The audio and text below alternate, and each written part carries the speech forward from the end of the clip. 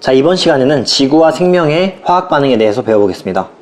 네, 일단 먼저 광합성과 호흡에 대해서 배워볼 건데, 광합성은 바로 엽록체에서 일어나는 반응이고, 그리고 세포 호흡은 미토콘드리아에서 일어나는 반응이죠. 그래서 이 광합성을 보면은 먼저 이산화탄소와 물이 같이 반응해서 포도당 C6H12O6를 만들고 산소를 만들어준다 라는 반응이죠. 그래서 보면은 작은 분자에서 큰 분자가 만들어지는 반응이에요. 그리고 또 이 과정에서 빛이 같이 들어가야지 반응이 성공적으로 일어날 수가 있죠. 그래서 이산화탄소와 물과 에너지를 바탕으로 포도당과 산소를 만들어내는 과정이다. 그리고 그와 반대로 세포 호흡은 광합성에서 만들었던 포도당과 산소를 사용하여 양분으로 사용하는 거죠. 그래서 사용해서 이산화탄소와 물을 만들어내는 반응이다. 근데 그러면서 이제 생명활동에 필요한 에너지들을 만들어내죠. 그래서 양분을 통해서 에너지를 만들어내는 과정이다. 그래서 이 광합성이 지구와 생명에 어떤 영향을 미쳤냐에 대해서 한번 알아볼게요. 맨 처음에 원시 지구에 원시 바다가 있었는데 거기에서 이제 남세균이라는 생명체가 출현을 하게 됩니다. 그리고 남세균은 광합성을 할 수 있었어요. 그래서 이 광합성을 하면은 산소를 만들어냈죠. 그래서 산소를 막 처음으로 만들어내기 시작합니다. 그리고 이 당시 대기는 원래 암모니아와 메테인으로 많이 구성이 되어 있는 상태였어요. 그런데 남세균들이 열심히 산소를 만들어서 원시 바다에 산소가 많이 축적되기 시작했고, 그러면서 산소가 더 많이 차서 대기로 방출되게 됩니다. 그렇다면 대기의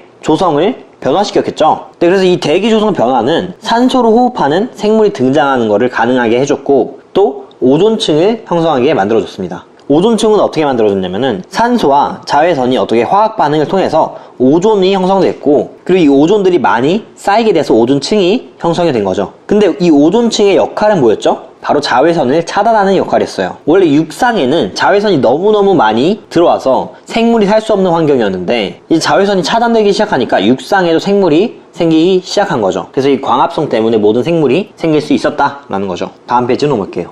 그리고 이제 다음으로 화석 연료의 연소에 대해서 알아볼 거예요. 이 연소라는 뜻도 제대로 알고 있어야지 계속 편한데, 연소는 바로 산소랑 반응해서 어떤 생성물이 생기고 또 에너지가 생기는 반응이에요. 그냥 말 그대로 불태우는 거죠.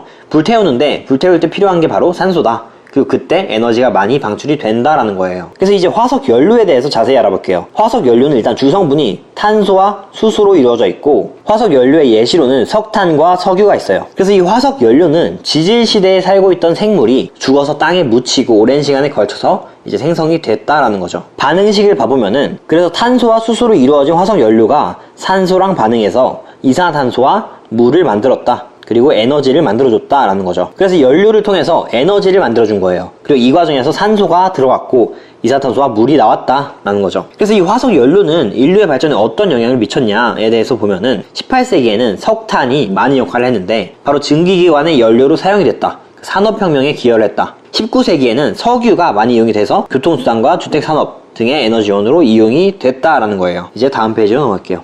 이제 마지막으로 철의 재련에 대해서 알아볼 건데, 철을 왜 재련을 하냐, 자연 상태에는 어떻게 있지? 라고 한번 생각을 해보면, 자연 상태에서 철은 철광석으로 존재해요. 철광석은 간단하게 암석하고 산화철이 이제 붙어 있다고 생각하면 돼요. 암석은 우리가 생각하는 그 돌이고, 산화철은 철이 녹슨 거죠. 오랫동안 방치된 자전거를 보면은 녹슬어 있는 걸 볼 수 있잖아요. 그게 바로 산화된 거다 라고 하는 거죠. 그래서 이 철광석을 우리가 쓸 수 있는 철, 그냥 일반 철로 만들어줘야 돼요. 그래서 이 과정에서는 재련이 필요하다. 근데 이 재련이 어떻게 되는지 한번 봐볼게요. 산화철의 화학식은 Fe2O3 이런 식으로 생겼고, 일산화탄소와 반응해서 이제 철과 이산화탄소가 생긴다 라고 있죠. 그런데 오른쪽 그림을 보면은 이제 철을 만들기 위해서 재료로 들어가는 게 코크스랑 철광석이에요. 일산화탄소가 보이지가 않죠. 그래서 이 코크스로 일산화탄소를 만들어줬다는 거예요. 코크스는 화학식으로 쓰면은 그냥 탄소 덩어리라고 생각하면 되고요. 그리고 탄소 덩어리에다가 이제 연소를 적당한 온도에서 잘 식혀가지고 일산화탄소를 만들어내는 거예요. 그래서 여기서 만들어진 일산화탄소를